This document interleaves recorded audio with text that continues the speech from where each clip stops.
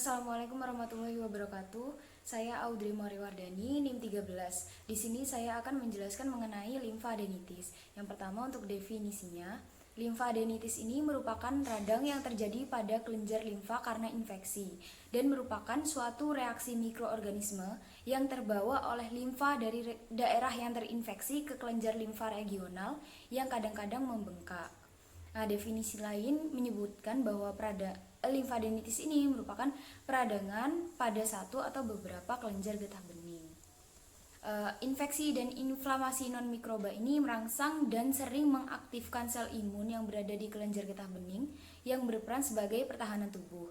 Nah, setiap reaksi imun yang melawan antigen asing ini dapat menyebabkan pembesaran dari kelenjar getah bening itu sendiri atau yang disebut sebagai limfadenopati. Limfadenitis ini bisa disebabkan oleh infeksi dari berbagai mikroorganisme, yaitu seperti bakteri, virus, protozoa, rickettsia maupun jamur. Limfadenitis sendiri ini dapat disebabkan oleh beberapa hal, yaitu seperti infeksi bakteri streptokokal atau stafilokokal, sakit tenggorokan karena bakteri, tonsilitis, infeksi gigi, infeksi HIV, tuberkulosis, maupun infeksi bakterial non-tuberkulosis. Nah, jenis limfadenitis ini ada dua, limfadenitis kronik dan akut. Sedangkan jenis limfadenitis kronik dan akut ini dibagi menjadi dua lagi, yaitu yang spesifik dan non-spesifik.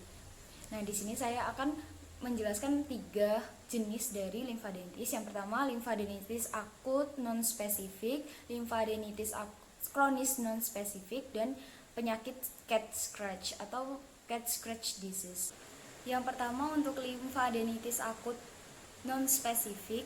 Nah, limfadenitis ini dapat bersifat terbatas dalam kelompok kelenjar yang dialiri limfe dari infeksi lokal atau bersifat menyeluruh seperti dalam keadaan infeksi sistemik dan inflamasi. Nah, gambaran klinis yang diperoleh untuk gambaran makroskopisnya bisa terlihat sembab berwarna abu-abu, menonjol, dan kulit di atasnya kadang-kadang memerah. Dan dia ini nyeri tekan dan ada bagian yang lembek atau cair jika terjadi abses yang luas. Nah, untuk gambaran histologinya sendiri ditemukan sentrum germinativum besar yang mengandungi mitosis yang banyak. Juga dapat terjadi infiltrasi sel neutrofil dalam sinus sekitar folikel jika limfadenitis ini terjadi karena infeksi organisme piogenik. Juga bisa terjadi abses dalam folikel ketika infeksinya ini sudah berat.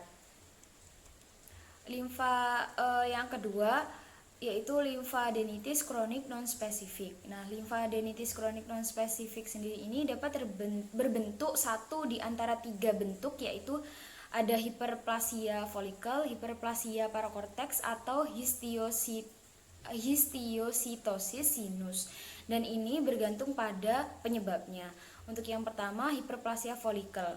Untuk bentuk dari hiperplasia folikel ini terjadi pada infeksi atau inflamasi yang memicu aktivasi dari sel B yang masuk ke dalam folikel sel B dan kemudian membentuk reaksi folikel atau sentrum germinativum.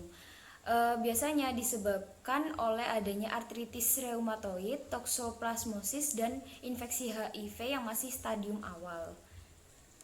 Tanda-tanda yang mendukung hiperplasia folikel itu antara lain bentuk nodul limfoid normal masih terpelihara. Yang kedua, sentrum germinativum bervariasi dalam bentuk dan ukurannya. Sel limfosit pada sentrum germinativum bervariasi juga dalam bentuk dan ukurannya serta dapat bercampur ukuran dan bentuknya. Yang terakhir, dia terdapat aktivitas dari fagositosis dan mitosis yang menonjol pada sentrum germinativum. Yang kedua, hiperplasia parakorteks. Nah, bentuk ini disebabkan oleh reaksi imun yang mengenai daerah sel T pada kelenjar getah bening. Pada waktu teraktivasi, sel T ini pada para folikel berubah menjadi sel imunoblas besar yang berproliferasi sehingga folikel sel B mungkin sampai hilang. Biasanya terjadi pada infeksi virus seperti infeksi EBV atau Epstein-Barr virus. Yang kedua bisa karena sesudah vaksinasi tertentu seperti vaksinasi cacar dan pada reaksi imun yang dipicu oleh obat, terutama obat fenitoin. Yang selanjutnya ada histiositosis sinus. Nah, bentuk ini adalah bentuk reaktif yang ditandai oleh melebarnya sinus limfatik yang jelas karena terjadi hipertrofi sel-sel endotel yang melapisinya, disertai infiltrasi dari sel makrofag dan sering ditemukan pada kelenjar getah bening yang menjadi saluran limbah atau drainase dari daerah kanker dan dapat mencerminkan reaksi imun terhadap tumor atau produknya. Selanjutnya cat scratch disease atau penyakit cat scratch atau bahasa Indonesianya penyakit cakaran kucing. Nah, penyakit cat scratch ini merupakan limfadenitis yang dapat sembuh sendiri yang disebabkan oleh bakteri Bartonella hanseleae. Terutama terjadi pada anak-anak. 90% dari pasiennya ini berumur kurang dari 18 tahun. Nah, manifestasi klinis yang dapat ditemukan yang pertama limfadenopati, paling sering pada ketiak dan leher yang terjadi sekitar 2 minggu setelah tercakar kucing atau lebih jarang setelah tertusuk duri maupun serpihan benda. Yang kedua, kadang-kadang terlihat tonjolan inflamasi, vesikel atau krusta pada tempat terjadinya cedera. Yang ketiga, bisa terjadi ensefalitis, osteomielitis, dan trombositopenia, tetapi ini kasus yang sangat jarang. Perubahan kelenjar getah bening pada cat scratch disease ini sangat khas. Mula-mula dia ini terbentuk granuloma yang menyerupai granuloma pada sarkoidosis, tetapi kemudian terjadi nekrosis di bagian sentral disertai infiltrasi dari neutrofil. Diagnosisnya ini didasarkan pada riwayat terpajang kucing, gambaran klinis yang khas, uji serologi positif untuk antibodi terhadap Bartonella, dan perubahan pada kelenjar getah bening yang khas. Pada sebagian besar pasien, pembesaran kelenjar getah bening ini akan menghilang setelah 2-4 bulan. Nah, untuk pengobatan dari limfadenitis secara umum, ini tergantung pada organisme penyebabnya. Jika limfadenitis terjadi karena infeksi bakteri, bisa diberikan antibiotik peroral maupun intravena. Jika terkena limfadenitis karena infeksi dari Mycobacterium tuberculosis, nantinya pengobatannya mengikuti pengobatan TB seperti itu.